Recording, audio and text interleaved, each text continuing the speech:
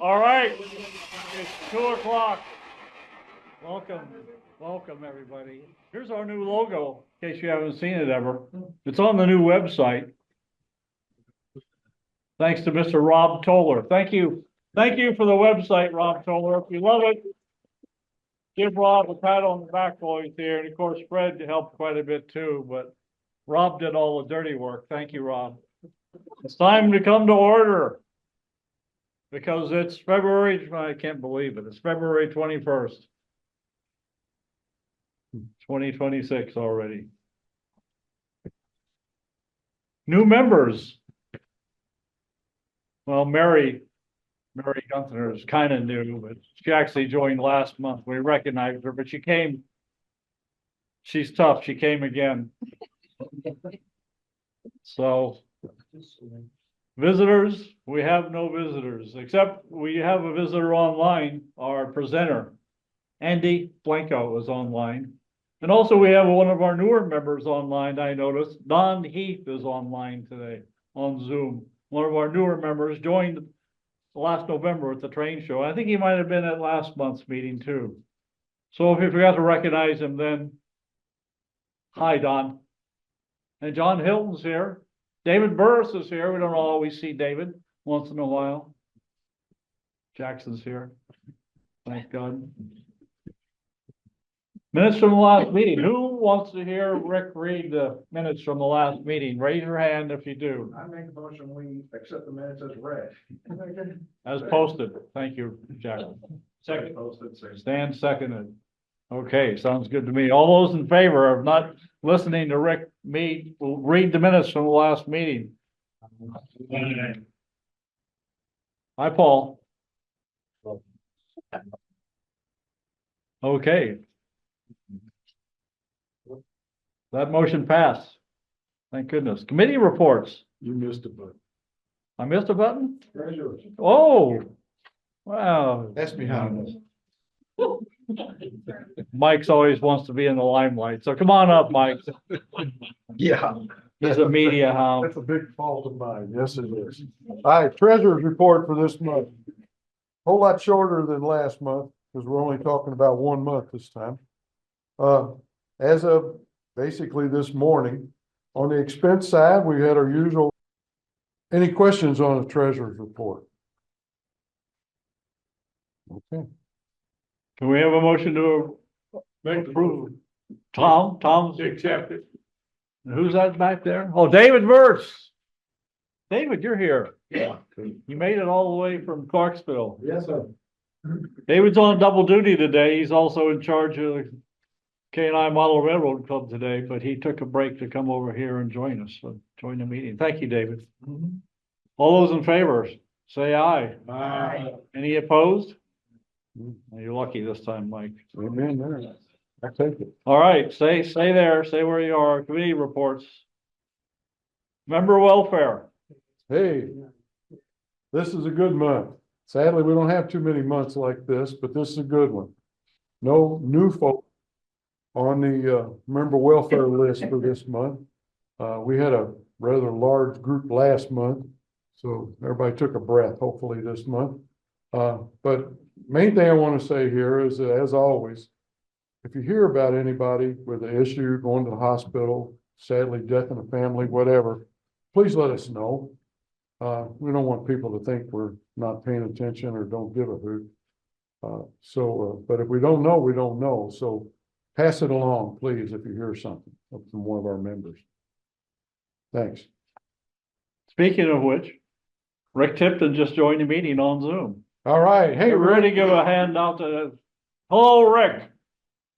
Hello, Rick. Yeah. Good like deal. Norman, cheers. Yeah. Mark Norman. Got a couple of awards. We first up the bat, we should have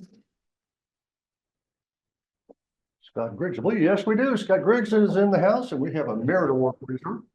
Rick, no, you're not in the house. He's not here. He's not here. You got dad. Okay. But Randy could accept on behalf of them. You want to accept for your son? Yeah. You still like him? Okay, come on. Make sure you got it in good terms, that's all. Well, Scott completed motor power for an S-gauge scratch-built 412-2 locomotive with 109 points. So congratulations to your family. There you go. Hey, Scott. All righty, and next up, we have David Mertz, who earned his golden spike. David.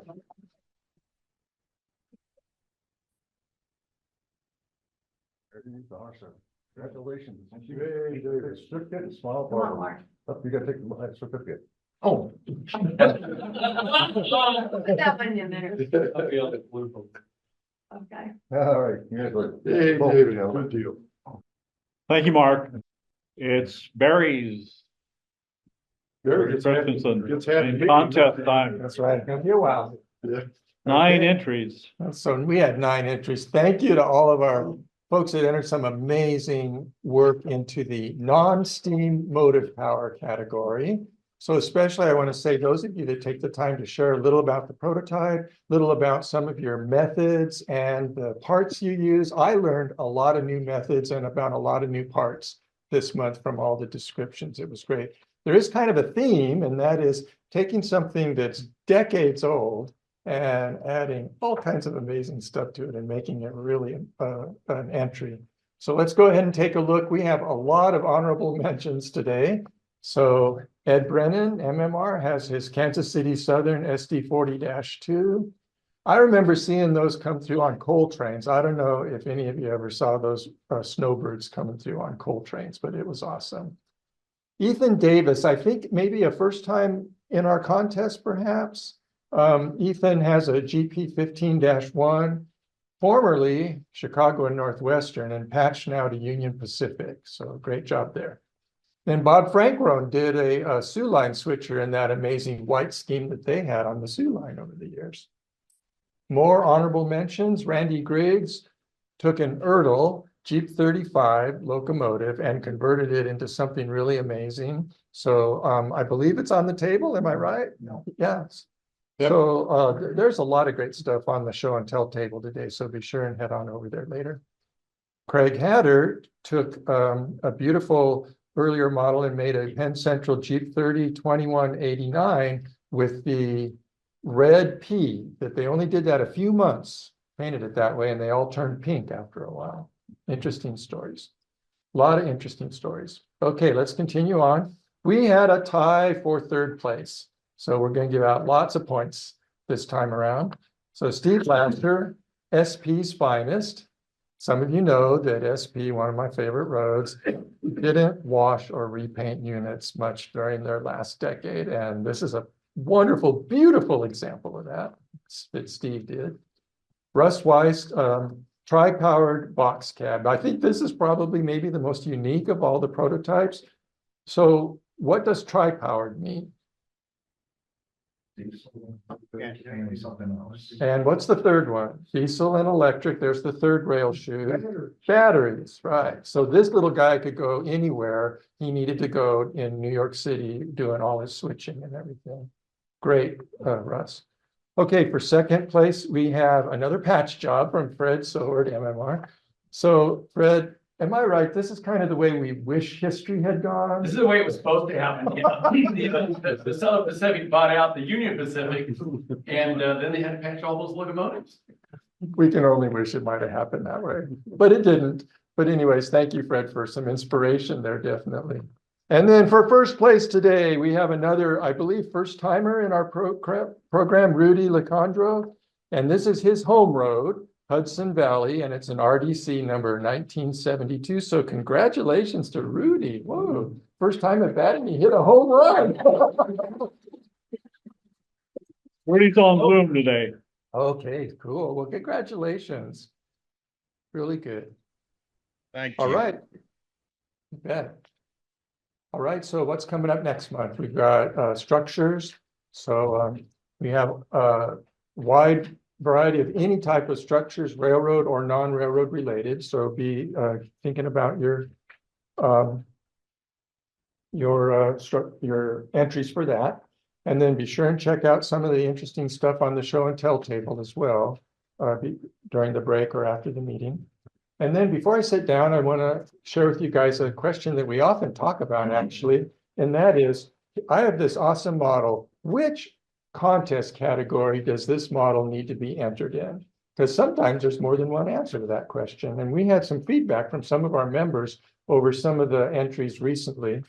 And also an interesting story that Fred shared with me about one of our former leaders, who will go unnamed at this moment, who took what used to be the non-steam motive power category. It was called diesel back in the day, okay? And he entered a diesel semi-tractor and trailer, and he won first place in the diesel contest, okay? So if you guys want to do something like that, we're probably going to catch it and redirect you. But there are a lot of things that can be sent to a more specific category. If you have a diesel semi-tractor and trailer, maybe vehicles rather than diesel would be good. If you have an open load, maybe open loads rather than freight cars. And if you have company service of different type, maybe maintenance away versus freight car. So those are just a few examples that have been shared with us. So thank you for thinking about that. We will make sure that Rudy gets his certificate, and everybody have a good day. Thank you, Barry. Thanks, Barry. Programs and meetings. Russell?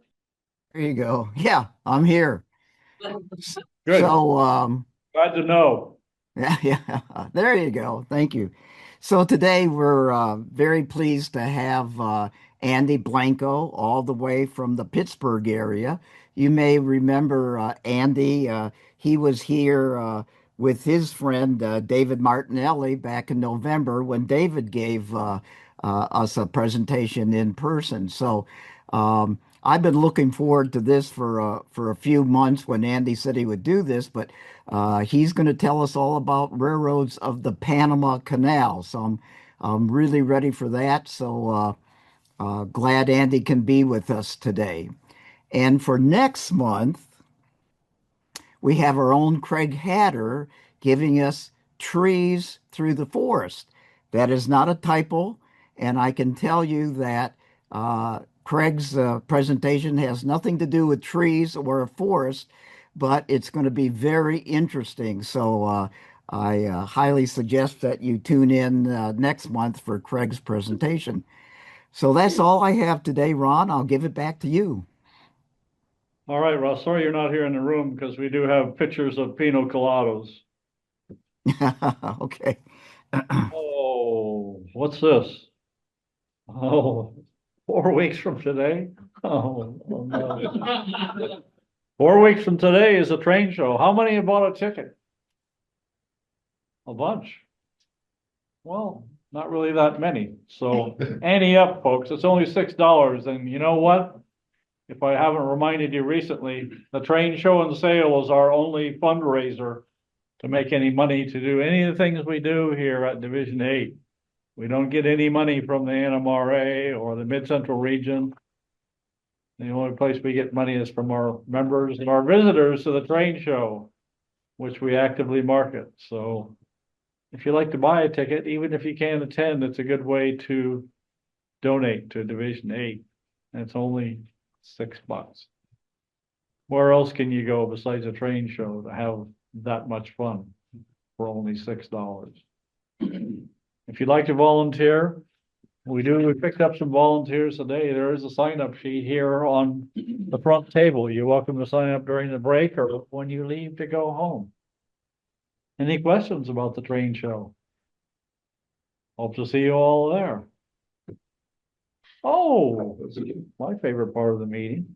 It's time to adjourn, but don't go away because as you see what's coming up next, it's back to basics time with Fred. It's right, back to basics.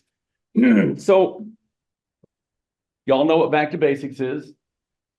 5-10 minutes at most, some basic stuff. And this is actually suggested to me by someone else that we could talk about how to stretch your modeling dollars. So, and the focus of this is narrowing your focus. Did you get all that? Focus is narrowing your focus. Okay, cool. This is the first of several back to basic sessions we're going to do on this. So this is kind of a quick intro overview, and then we're going to dive deep on each of these three pieces. Of course, the best way to stretch your dollars is not spend any money to begin with. I get that. But you're going to spend money because it's your hobby. It's what you enjoy doing. So some things to think about as you go through here, and I've put it into three basic categories, as you can see on the screen. Authenticity, time and location, and what's good enough. So again, this is a quick overview. It won't be the full deep dive on this. Authenticity, how closely you follow the prototype. This kind of goes to good enough also. Do you really want to have it exactly rivet by rivet and so forth? Or you just kind of sort of want to model that area, the flavor of. Are you doing prototype? Are you doing freelance? There is a cost to doing freelance, of course. That means, if you know what freelance means, it's totally whatever you want to do. That means you have to come up with your own color scheme, your own decals, and there's some expense in that. Or do you want to do prototype? And like Jack Burgess, you want to do every single thing the Yosemite Valley had on the railroad that day of that month of that year. A lot of scratch building involved. Stretch the dollars, kind of, sort of, but there's also some expense there when you go, look, they released a new brass steam locomotive, and that's exactly right. So then the cost goes up. So there's a little bit of thought there. What type of equipment are you going to run? How authentic to the railroad and where you're going to be do you want to be? Give you a little case study here. Or example, the Santa Cruz and Felton, you know, that's what we primarily model in our basement. It has an interchange with the Southern Pacific at Watsonville Junction Yard. In 1981, there never was an auto rack that came through there because they always went up. There was never a trailer on flat car because it always went up the valley. Why would you send it up and down and around the coast when you could just run it mostly flatland up the valley? So I don't need to buy any auto racks. I don't need to buy any trailer on flat cars. I did. They were sold at a train show because I didn't know at the time when I bought them. They're all gone. Operations. How true do you want to be to the operations of that railroad? The closer you want to be, the more prototypical you want to be. And ops, the more prototypical you need to be on the equipment. That's probably going to add some expense. And then, of course, the location. Model the mountains, model the coast, model inland. There's a little bit of a difference in cost there. But here's the thing. How much of that railroad do you want to model? That's part of the location question as well. You want to model a small subdivision? You want to model a whole division? Biggest expenses there is going to be the house to support the thing. Okay, so time and location. We kind of talked about this a little bit before. If you narrow your focus to a specific time and date, you don't need all that equipment that your railroad once upon a time. Think back to Jack Burgess. A day of a month of a year, that's all he needed to model. He didn't need all the other stuff. We're modeling 1981. If that piece of equipment, oh man, that looks really good, was made after 1981, I'm not buying it. I'm not buying it. Now, Barry and I have talked about this before. Some models have been released in their post-1981 state. And specifically, they'll have the lube, okay? And the cots, well, no, not the wheel dots, but they'll have the cots that will be the 3-panel or the 4-panel or the however many panel. Well, those weren't in existence before 1981. But that car was made perhaps in the 60s or 70s. Well, guess what? That's a decal. That's an easy fix, okay? But those new reefers, for example, that have all the refrigeration unit on the outside mounted up there, I don't need any of those. Those were not around in 1981. Those were not around in 1981. By the same token, I don't need any of those shorter Pacific Fruit Express wood reefers and so on and so forth. So I narrow that scope. I don't need to have all this. I need to have that.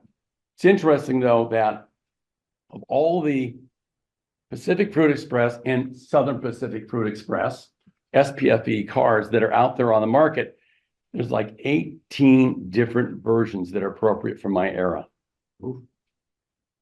Big schemes. And we got them all. And one example of all of them, okay?